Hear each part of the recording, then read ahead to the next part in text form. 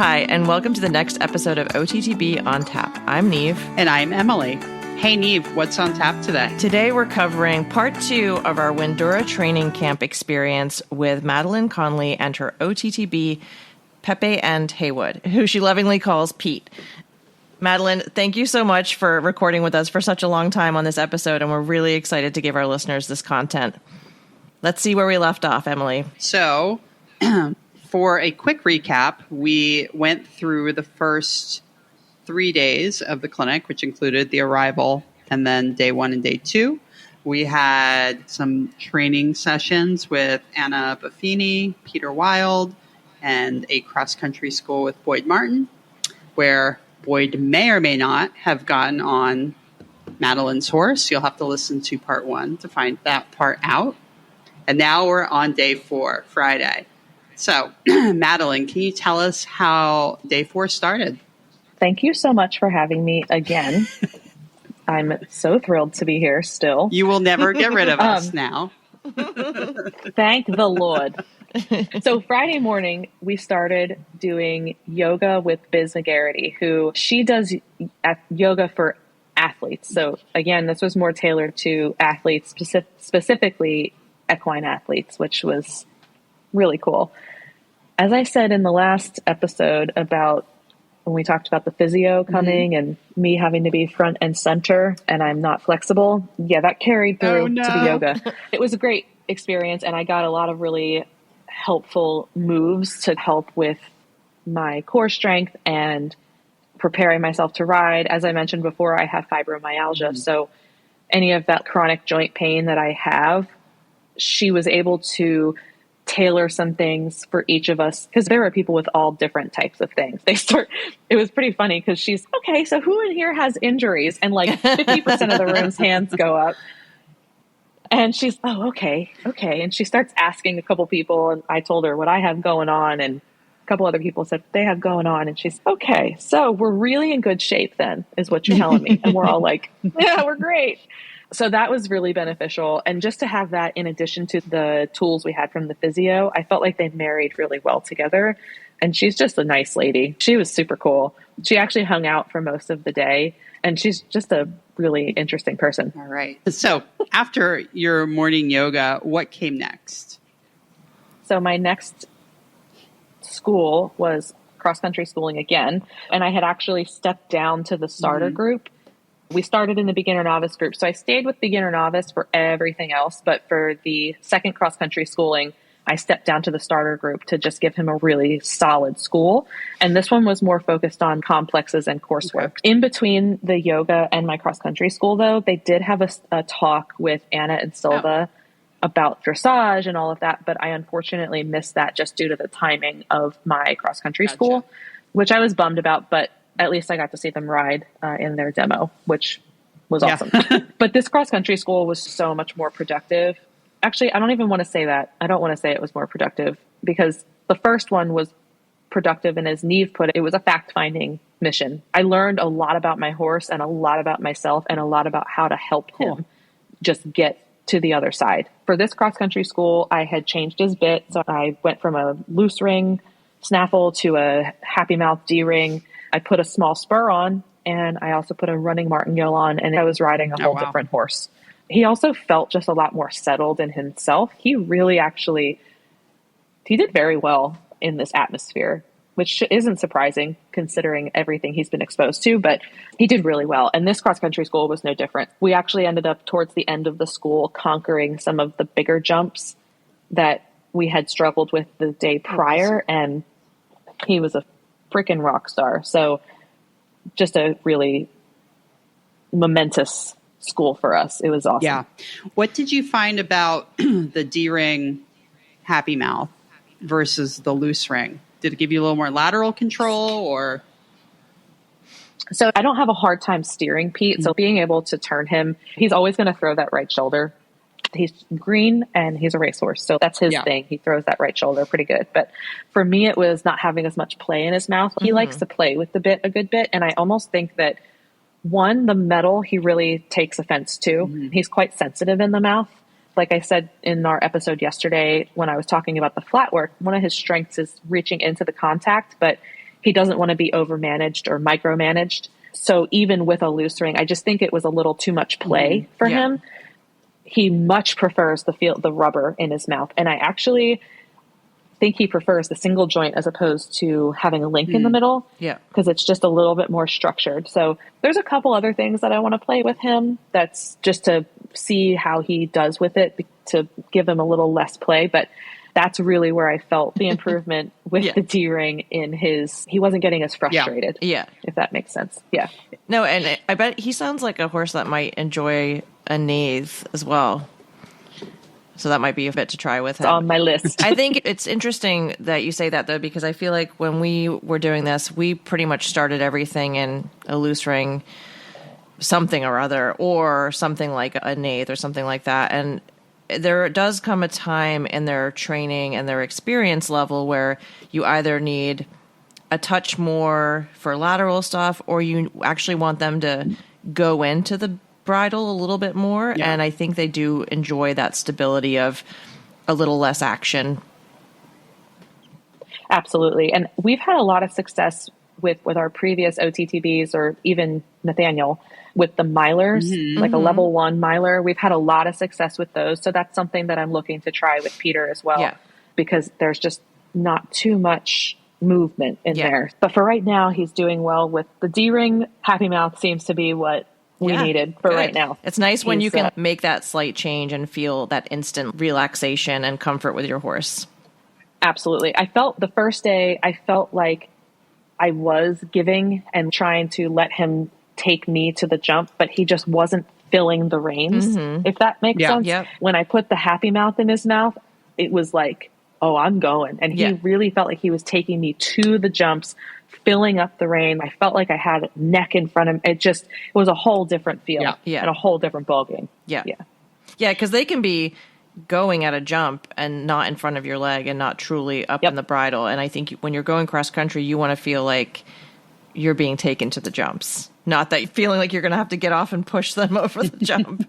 Exactly. It is funny, though, because I feel like you see a lot of riders that bit their horses up really quickly, and it's something I've never endorsed. I know I feel like some riders just have a bit that they seem to use on a lot of horses, but I just feel like you can do so much more in that basic snaffle, and especially like you said, when they feel more comfortable to actually stretch into the contact, because I don't think maybe Boyd and maybe Phillip are pretty perfect to their jumps. Not even that, but you want to make sure that the horse is comfortable enough if you make a mistake that they can say, okay, I can jump from here. I'm not worried about my mouth. And I think it's something that gets lost sometimes in translation, or,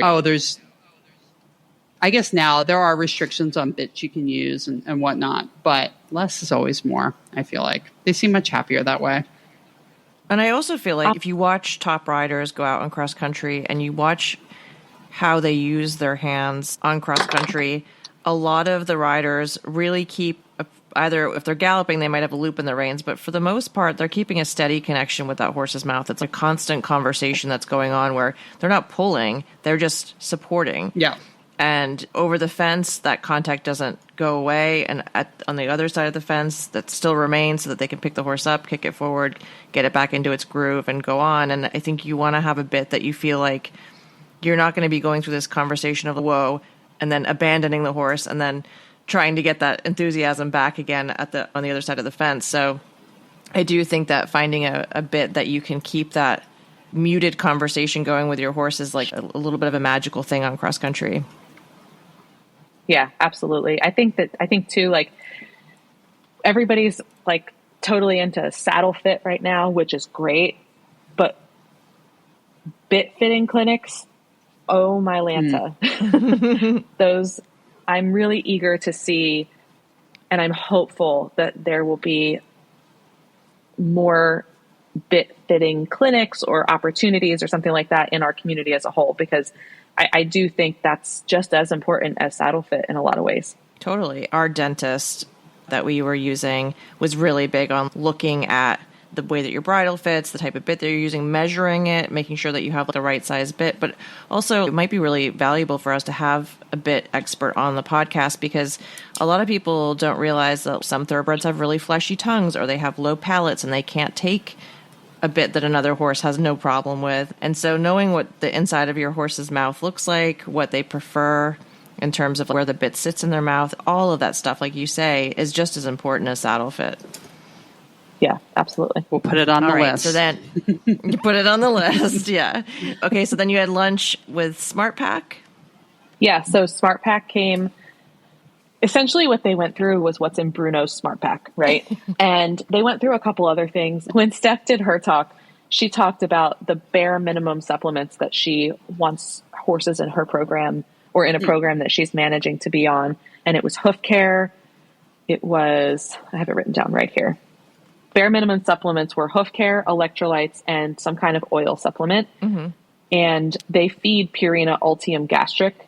So that already has a lot of support for their horses. Mm-hmm. But I will say, again, the girl that they had presenting for Smart Pack was really great about talking about what's the difference between, because Smart Pack has a basic hoof supplement, but then they have an ultimate version and another higher level version. So she was really good about talking about what's the difference between each of these things. What do each of these steps give you? What additional things do they give you? And she was super knowledgeable too. I don't know where they find these people, but man, they were all wicked smart. So that was cool. And they gave us a discount code and whatever. And you could also consult with them or talk with them about what you think your horse might need. And they offered those resources to us as well, which I didn't even know that was a thing. So that was what was most valuable for me, is knowing that I can reach out to Smart Pack and ask for a consultation and say, here's what I'm feeding, here's what my horse is doing, and they'll make some recommendations based on that. So I didn't even realize I could do that. Yeah. Yeah. No, that's super handy. I do know they have a very handy supplement wizard on their site and things like that, but this sounds like it's above that. A little bit more accurate. Yeah. Absolutely. Absolutely. Yeah. So then after that, it sounds like you had some more riding in your future? I did. After that, I had a dressage lesson with Silva. Wow. And she's life-changing. I adore her. And she is such a kind human being. And I feel just in watching the dynamic around Windurra, Silva a lot of the time is, and I don't want to say in the shadows because that makes it sound like she's behind. She's not, and it's not in a bad way, but she is like the framework. She is, you can just tell she is it. Like, she is the framework that helps push all of this forward. And in her teaching style, she was really good with Pete. Yeah.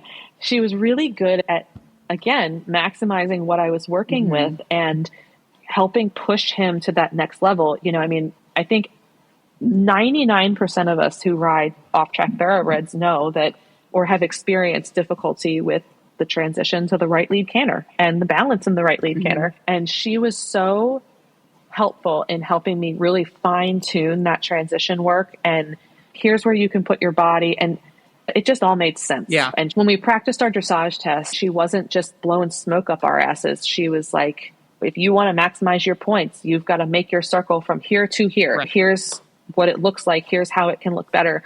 And she walked away from that lesson, and you'll have to keep listening to hear how my dressage test went during the mock trial to see whether it worked. But it was, you know, if I had to pick a favorite lesson, I think everybody would be like, oh, it would definitely be the cross country with Boyd. My favorite lesson was with Silva, for sure. Was it really cool. challenging for you to do that after all of the other riding you've done, but after schooling cross country in the morning, to come back and do a dressage lesson? Or did it help you?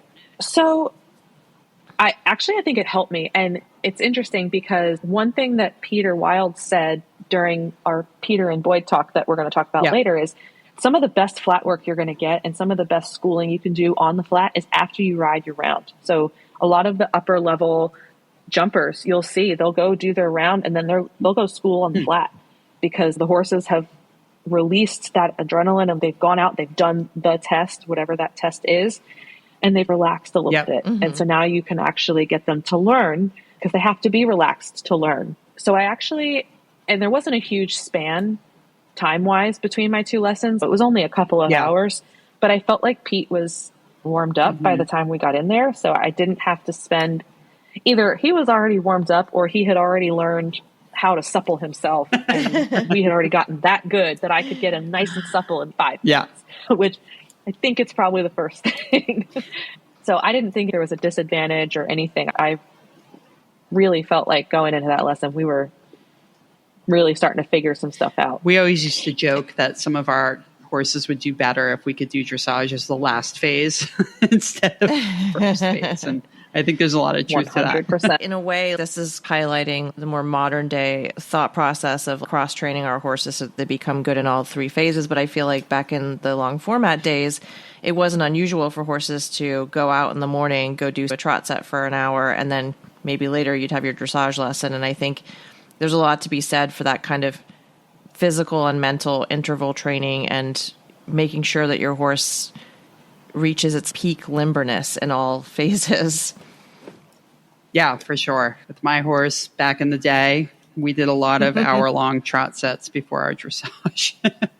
So you could actually get through the dressage. I knew where all of the hacking was by every event on the East Coast. Let's just put, or the worst ones where you had to trot around the warm up for an hour.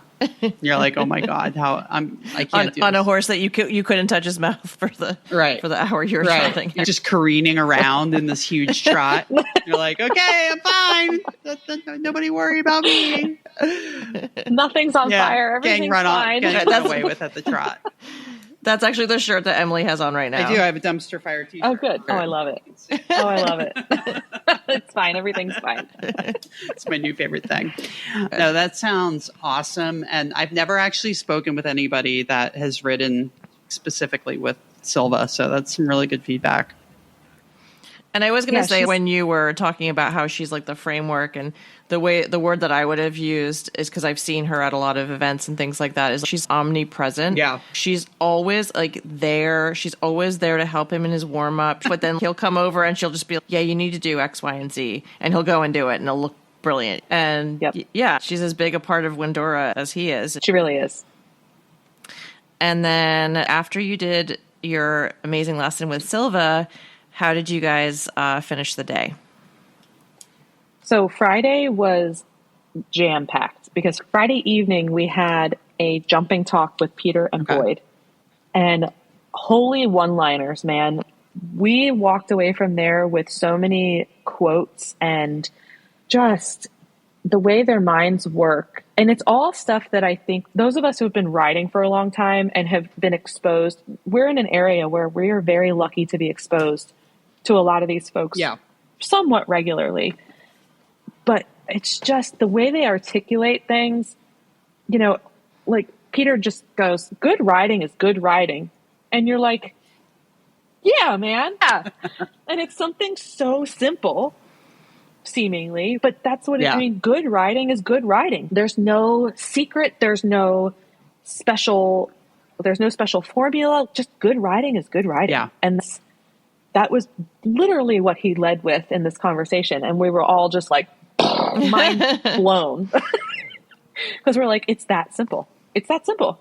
Yeah. And something that Boyd talked about too is he talked about, he doesn't want to see that you see your distance. Good riding is riding that you don't see. And I think something that I took away, or I really noticed when watching Boyd and Peter and Silva and Anna, is the product that they're getting and the minimal amount that they're moving, or that their aids are so fine tuned that it's just a little boop. Yeah. And that's it. Not to say that they're not doing or working as hard. They look like they're doing nothing and they're doing everything. Exactly. And that really stuck with me. And in my next ride, I really felt, I have video of Friday and Saturday, and my show jumping was astronomically improved. That's amazing. It was wild. That's so cool. Another thing that he said that I really liked was a good rider can fill up a long rein.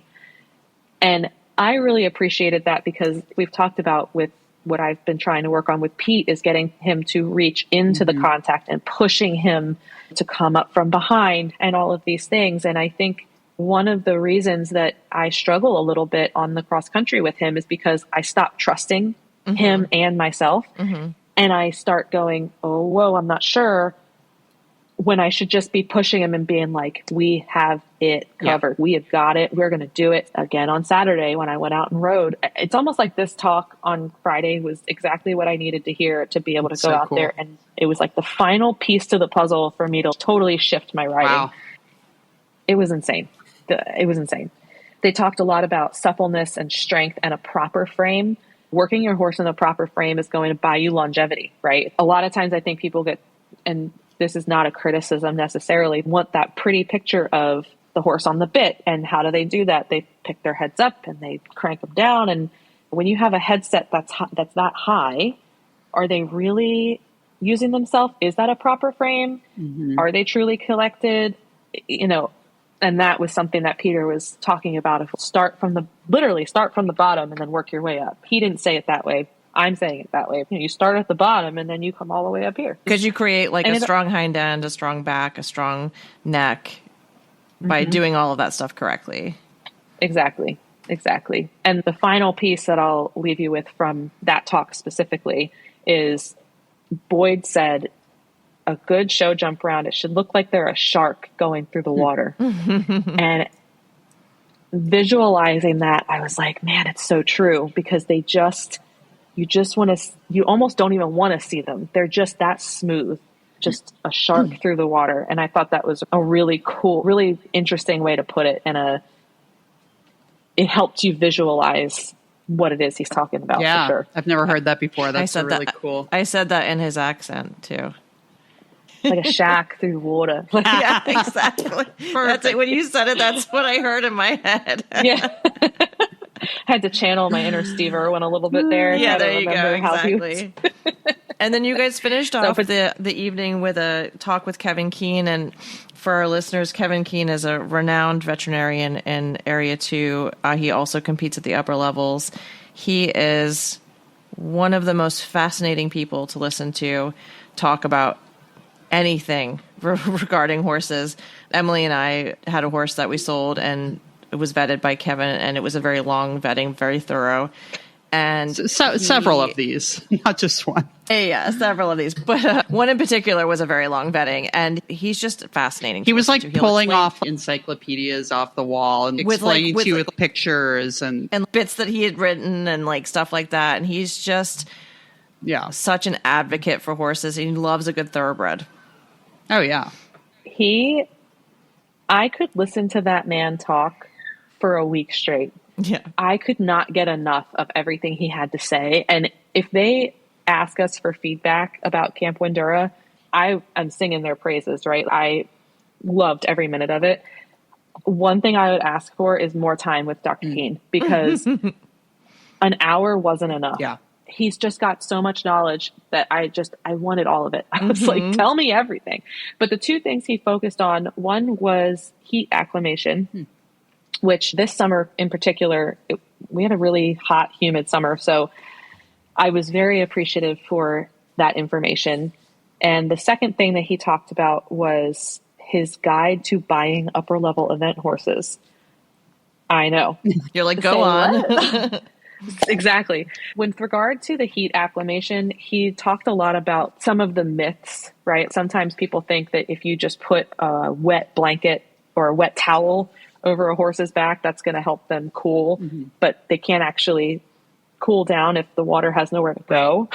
So there was a couple questions about, if you train in the heat, will they be more inclined to cool better and things like that? And you can train in the heat. That's good. It's not bad to train in the heat as far as getting your horse used to it. But the key is being able to get to a place where the horse can actually cool down. So do you have a shady area? If you don't, can you hose your horse down continuously? Those types of things. He gave us some printouts with what temperature should your horse be, and just a couple other guides of how to calculate the heat index, or I forget what it's called, but how to do the calculation of when is it safe to ride. Yeah. When is it like maybe the not heat a great and the idea humidity to compete? Kind of stuff. Correct. Yeah. So he went a lot into that, which so helpful. He also said, somebody asked the question of, if I cold hose my horse before I ride, is that helpful? And I didn't know this, but it is. Interesting. I had no idea. He was like, that's actually a great idea. And you can hose them off, make sure you get their jugular and their belly, go do your ride and then hose them off at the end too. So that's something I'm definitely going to keep in my hip pocket. That's interesting. For sure. And the week you were there, I think we actually had decent weather. It wasn't overly hot, was it?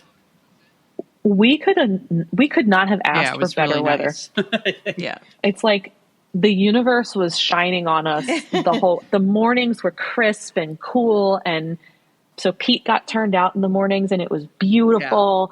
Yeah. And no, you couldn't ask for better weather. I was actually like seeing the updates as it was going. I was like, oh, thank goodness. Not to discount. We've had a brutal summer. It would have been probably a lot less pleasant if it had been like the rest of our summer. Absolutely. Absolutely. So a couple of things he talked about with his guide to buying good horses. He actually talked, so the most important thing is good feet for eventers, right? And when you're dealing with thoroughbreds, that can be tricky. Having good feet and being able to manage their feet or get them to a point where they're better or they have good feet is a must, because we don't have any say on the terrain that we're riding on. They definitely acknowledged that. They gave some information about why old bows are okay versus old suspensories. And basically that ties into the amount of blood supply that goes to the suspensory isn't enough or isn't as much as what goes to an old bow tendon.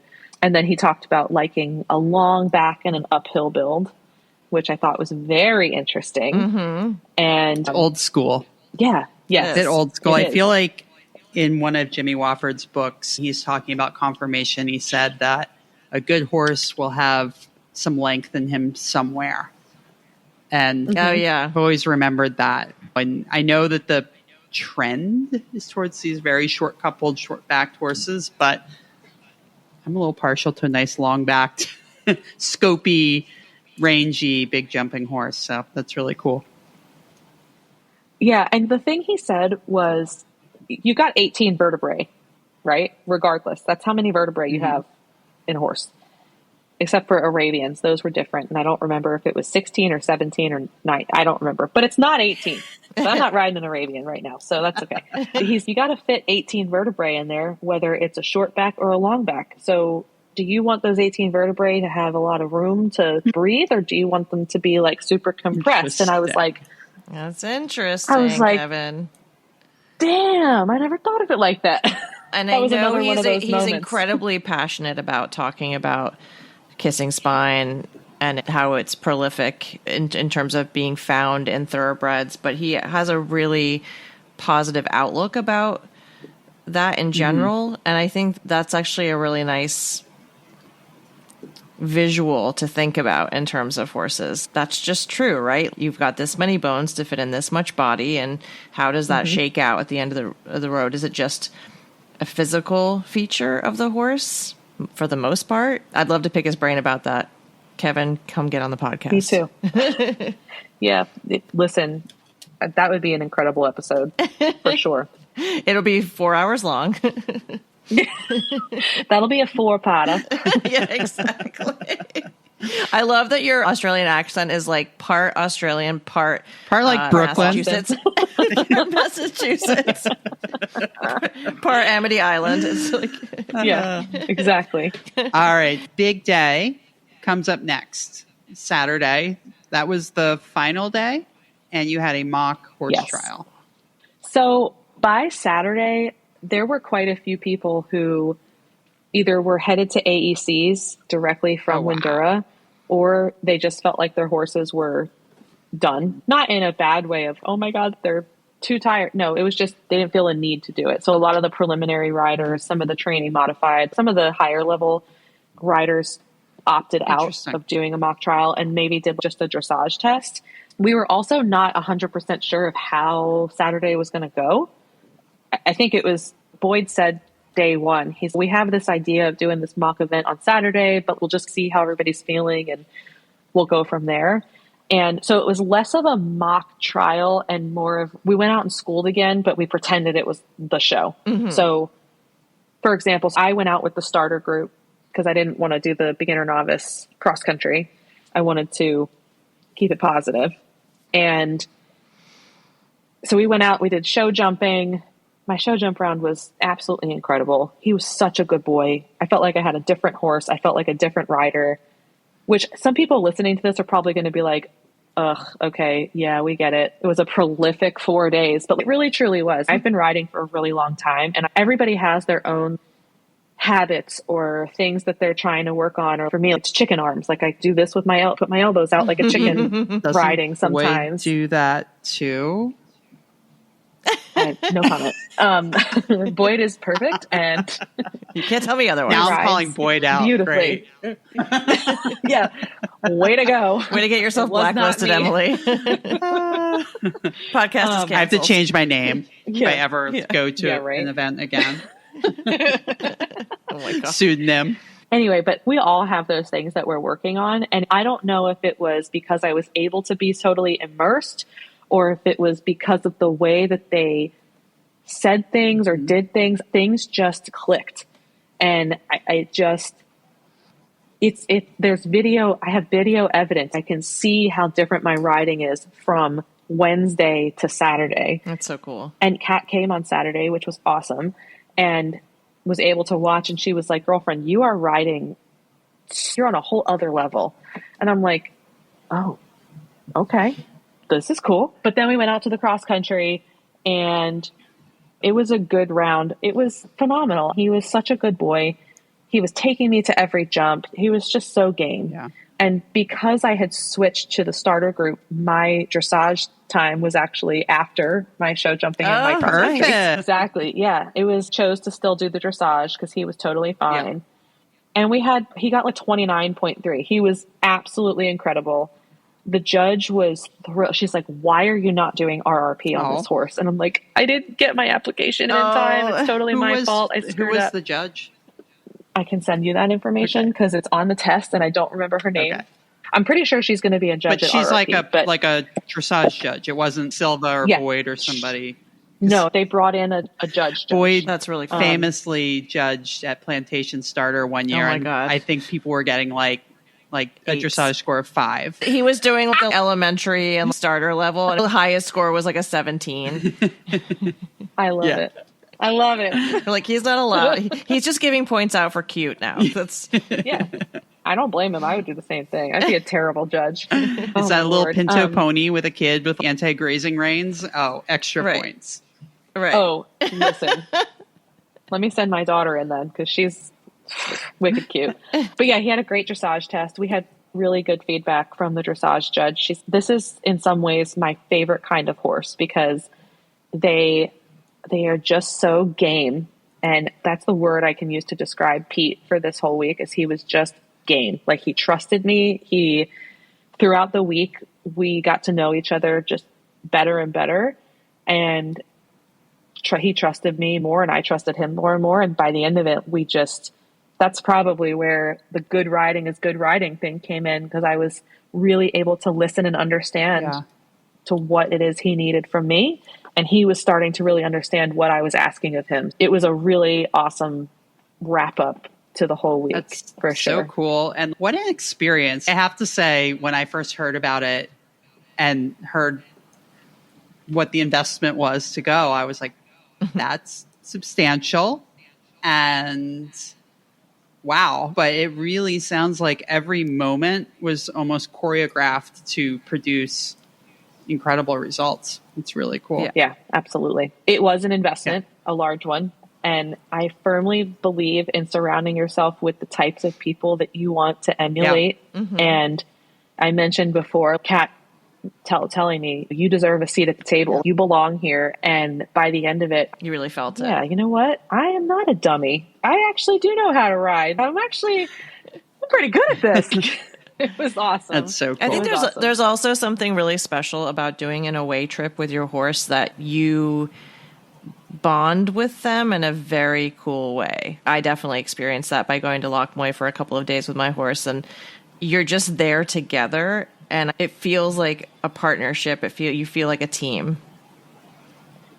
Yeah. Absolutely. Pete actually has this one quirk that he used to do the head shaking in his stall when feed time would come around, which I see in a lot of OTTBs. But in working with our dressage trainer, Lisa Lewis, she helped me teach him to drop his head and release all that tension by shaking, instead of up and down, shaking side to side. And so I've used that as a pre-ride ritual, if you will. I actually on our TikTok and I posted the video of I'm playing Metallica Enter Sandman before our cross country ride, and we're both like head banging, he's head shaking, we're dancing together, and it was so cool because he really was looking to me in that moment for what am I supposed to be doing. Yeah. And you hit the nail on the head. You build such a cool bond and you learn so much more about your horse that you wouldn't normally learn. That I'm forever grateful for. Yeah. No, that's really cool. So Madeline, what advice would you give someone that's thinking about maybe doing the Windurra camp next year?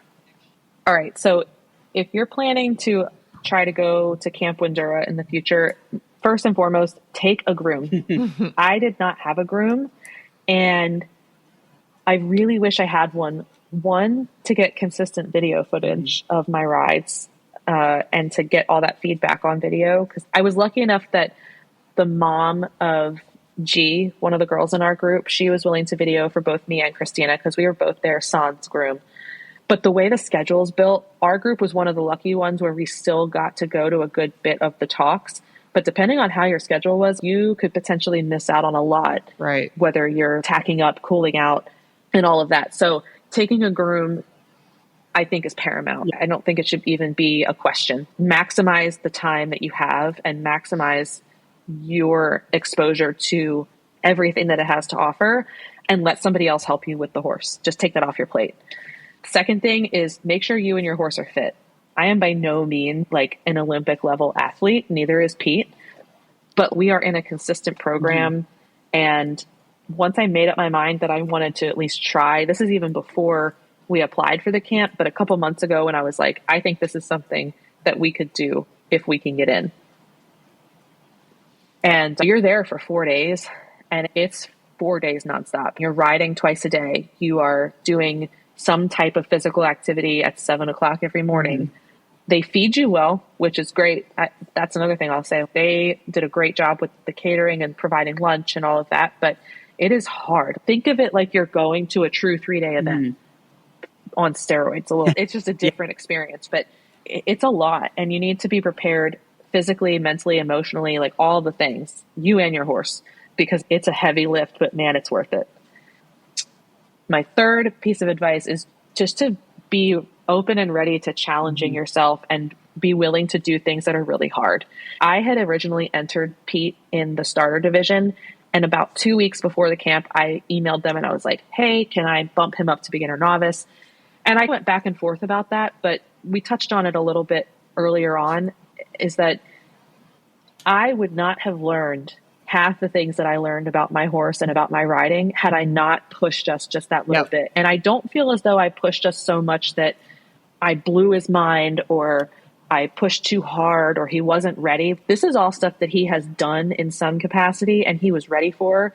And I have more than done at some point and was ready for it, but it's just a matter of doing it together and be ready to push yourself, make it worth your while. Don't be afraid to screw it. I haven't fallen off a horse in 15 years. I fell off twice in 1 week in front of 2 different Olympians. I should get an award for that. And the last thing is just do it. Yeah. Just go do it and make the best of it. Don't overthink it. Just go for it. You do deserve a seat at the table. You are capable of doing the things that are needed and required to be able to do this. And you got one ride. Yeah. Just go for it. No, that's amazing. Just go for it. Exactly. Before we start our final takeaways, I was just going to say, next time you're in the area, 2 people that can groom for you. And I feel like we definitely owe you dinner at the Whip for your lengthy podcast. And also, I feel like I owe you dinner. And also next time, if you do anything like this again, don't book a hotel room. You can stay with one of us. 100%. Like I totally... Next time, because if I have a horse next year that's ready to go, you best believe my ass is going to be there. Awesome. Let's do some final takeaways, shall we? First question for you. Did Boyd have anything specific to say about off-track thoroughbreds?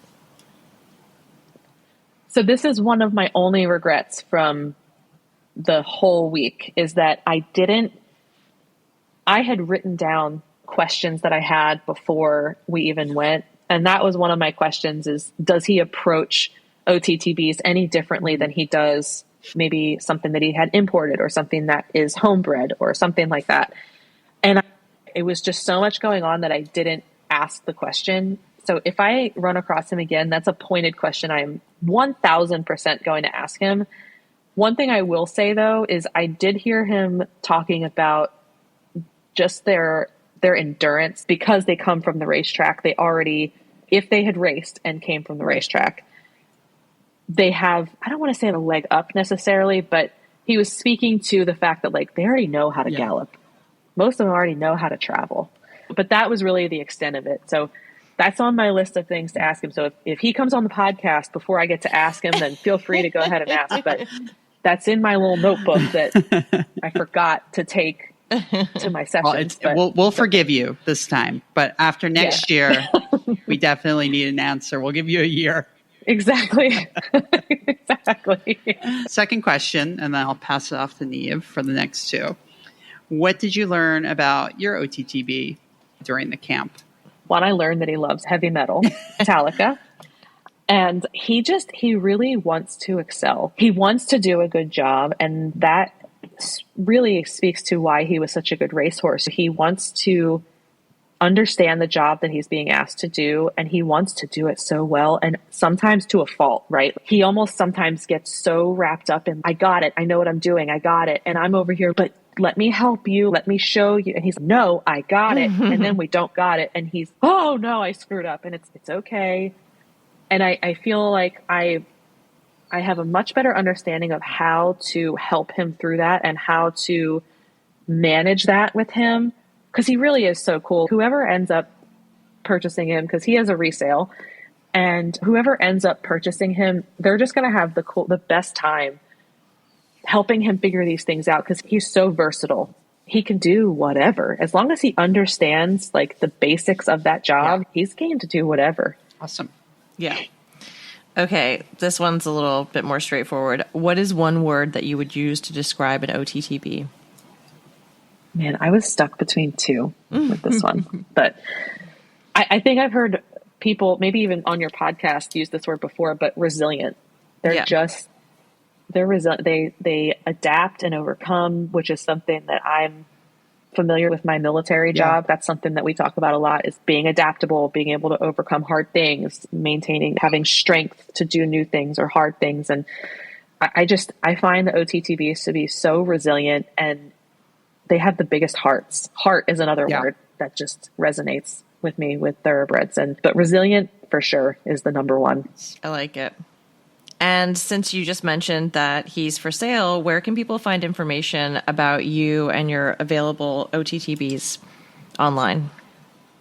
So you can find us pretty much everywhere except Twitter or X, whatever it's called now. I can't keep up.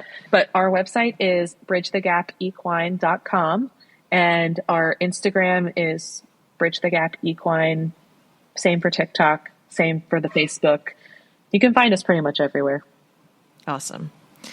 Madeline, thank you so much for joining us today and giving us an insider's look at the inaugural Windurra camp with your cool OTTB. We hope it inspires other people to sign up for next year. Thank you so much.